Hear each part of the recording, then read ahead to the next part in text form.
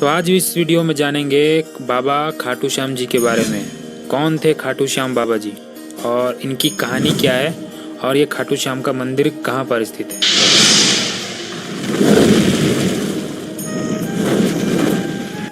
बाबा खाटू श्याम की कथा महाभारत से संबंधित है। खाटू श्याम जी का वास्तविक नाम बर्बरीक था, जिन्हें श्री कृष्ण का कलयुगी अवतार के रूप में भी जाना जाता है। बर्बरीक पांडुपुत्र भीम के पौत्र तथा भीमपुत्र घटोत्कच के पुत्र थे। बर्बरीक ने अपनी माता को वचन दिया था कि वे हमेशा हारने वाले पक्ष का साथ देंगे, इसलिए उन्हें हारे का सहारा भी। खाटू श्याम जी का यह भव्य मंदिर राजस्थान के सीकर जिले में स्थित है, जहां पर लाखों भक्त रोज बाबा खाटू श्याम के दर्शन करने के लिए आते हैं। भक्तों का मानना है कि बाबा श्याम उनकी सभी मनोकामनाएं पूरी करते हैं, इसलिए इन्हें हारे का सहारा भी कहा जाता है। इस मंदिर में साल भर बाबा श्याम के प्रति आस्था रखने वाले 40 लाख भक्त हर साल उनके दर्शन के लिए पहुंचते हैं। खास तौर से होली के कुछ दिन पहले फरवरी मार्च में यहाँ खाटू श्याम की भव्य मेला आयोजित किया जाता है, जिसमें देश ही नहीं विदेशों से भी बाबा के भक्त उनके दर्शन के लिए आते हैं। अब जानते हैं बर्बरीक के जन्म की कहानी से संबंधित। वन में भीम का सामना हिडिंब नाम के राक्षस से हुआ था। उस युद्ध में भीम ने राक्षस हिडिंब को मार गिराया। हिडिंब राक्षस की एक बहन थी जिसका नाम हिडिंबा था। हिडिंबा भीम के पराक्रम से उस पर मोहित हो गई और माता कुंती से आग्रह किया कि वह भीम से विवाह करना चाहती है। हिडिंबा ने कहा कि वो भीम को हमेशा अपने पास साथ नहीं रखेंगे, केवल गर्भवती होने तक वो भीम को अपने साथ रखेंगे, फिर उनके पास पहुंचा देंगी। भीम और हिडिंबा का एक पुत्र हुआ जिनका नाम घटोत्कच था। घटोत्कच की मुलाकात अपने पिता से तब हुई जब पांचों पांडव पत्नी द्रौपदी के साथ 12 वर्ष के वनवास पर निकले थे। भीम के पुत्र घटोत्कच का एक पुत्र हुआ जिसका नाम बर्बरीक था। बर्बरीक भीम तथा हिडिंबा का पौत्र था, इसलिए उसमें अपने दादा भीम का अपार बल तथा दादी हिडिंबा के मायावी गुण विद्यमान थे।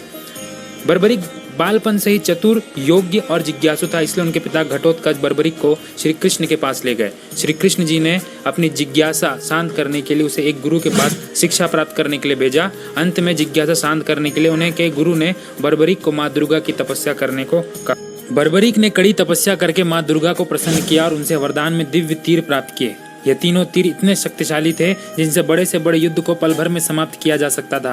पहला तीर अपने अनगिनत लक्ष्य को भी चिन्हित कर सकता था, उसके बाद दूसरा तीर चिन्हित लक्ष्य पर सीधा वार करता था और तीसरा तीर चलने पर वहां मौजूद हर वस्तु को नष्ट कर देता था।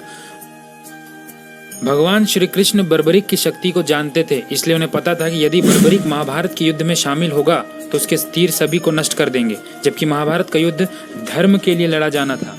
यही सोचकर श्री कृष्ण ने बर्बरीक से उसका सर देने के लिए कहा।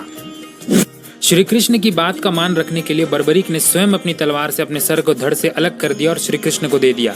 बर्बरीक की यह आज्ञाकारिता देखकर श्री कृष्ण बहुत प्रसन्न हुए और बर्बरीक को वरदान मांगने के लिए कहा। बर्बरीक ने कहा कि वह महाभारत का युद्ध देखना चाहते हैं, इसलिए बर्बरीक ने श्री कृष्ण से अनुरोध किया कि वह उसके सर को किसी ऊंची पहाड़ी पर रख दे ताकि वो वहां से महाभारत का युद्ध देख पाए। श्री कृष्ण ने बर्बरीक को यह वरदान दिया कि महाभारत के युद्ध को बारीकी से देख पाएंगे, हर समय तथा हर योद्धा को लड़ते हुए साक्षात देख पाएंगे, युद्ध के परिणाम का विश्लेषण कर पाएंगे। इसलिए युद्ध के समाप्त होने के बाद जब सबने यह जानना चाहा कि पांडवों की जीत वास्तव में किसकी वजह से हुई, तब बर्बरीक ने यह स्पष्ट किया कि पांडवों की जीत का श्रेय श्री कृष्ण का है। उनकी वजह से ही पांडव इस धर्म युद्ध को जीत पाए। बर्बरीक की यह उत्तर सुनकर श्री कृष्ण उनकी सत्यनिष्ठा बहुत प्रसन्न हुए और भगवान श्री कृष्ण ने उन्हें वरदान दिया कि खाटू श्याम जी कलयुग में उनके नाम श्याम के नाम से पूजे जाएंगे। इसलिए कहा जाता है, हारे का सहारा बाबा श्याम हमारा।